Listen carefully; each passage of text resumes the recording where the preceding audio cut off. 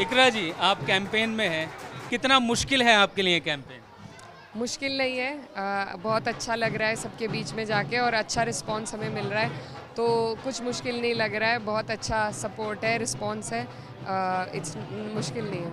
देश में इस समय जो हिंदुत्व की राजनीति हो रही है, जब जय श्री राम का नारा चलता है, तो जिन मुद्दों की आप बात कर रही थी, आप बिजली की, स्थानीय मुद्दों की बात कर रही थी, वो कहीं ना कहीं दब जाते हैं। उसका मुकाबला आप कैसे करेंगे?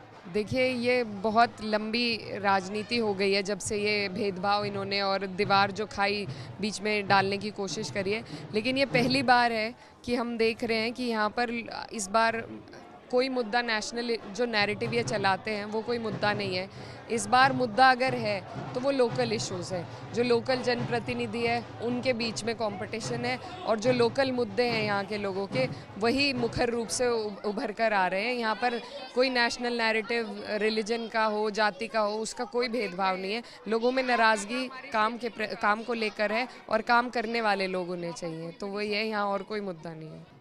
यहाँ राज्य में भी बीजेपी की सरकार है, केंद्र में भी बीजेपी की सरकार है, और जब सरकार होती है तो संसाधन भी ज़्यादा होते हैं। कि आप वाकई में मुकाबला कर पा रही हैं? बिल्कुल कर पा रहे हैं। देखिए, हमारा जो ज़िला है, यहाँ पहले भी भाजपा को हराया था। 3 सीट है हमारे ज़िले में, तीनों में भाजपा हारी थी और यही मूड है हमारे ज़िले का। ये बहुत क्रांतिकारी लोग हैं और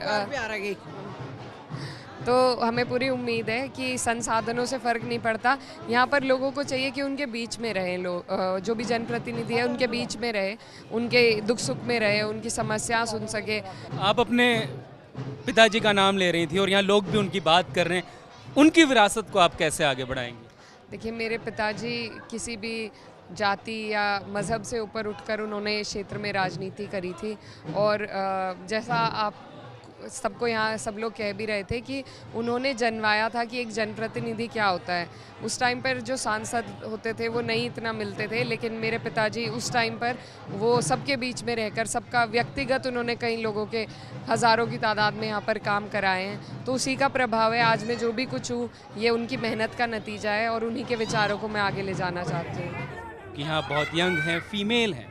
भारत में महिलाओं के लिए संसद में प्रतिनिधित्व कितना मुश्किल है?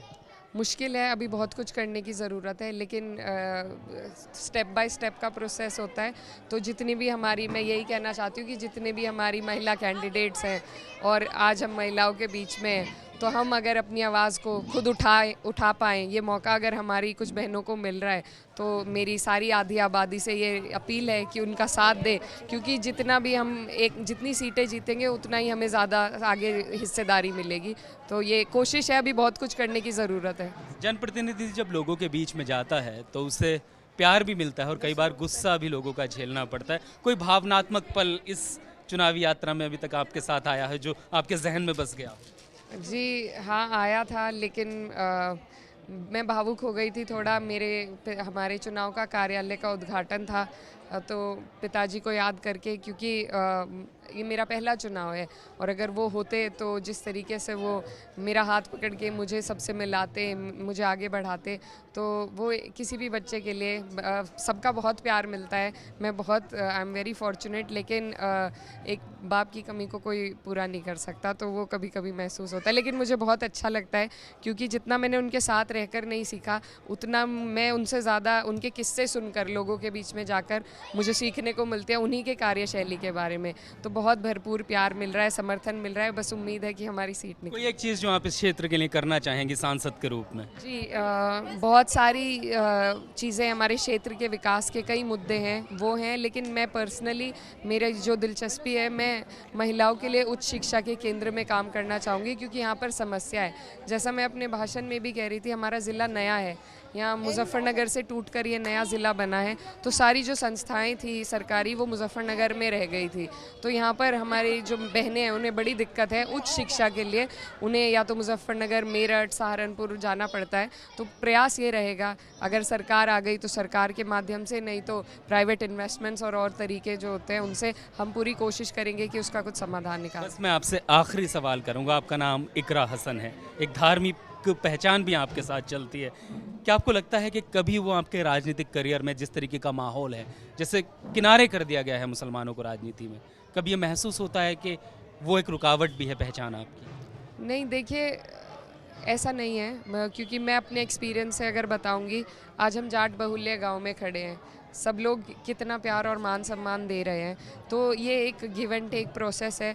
और हमारा जो क्षेत्र रहा है वो मशहूर है इस बात के लिए, क्योंकि 13 में जब मुजफ्फरनगर में दंगे रहे थे तो कैराना तब भी पीसफुल रहा था। यहाँ के लोगों ने लोगों को रिहाइश दी, उनकी मदद करी, लेकिन यहाँ दंगा नहीं भड़का।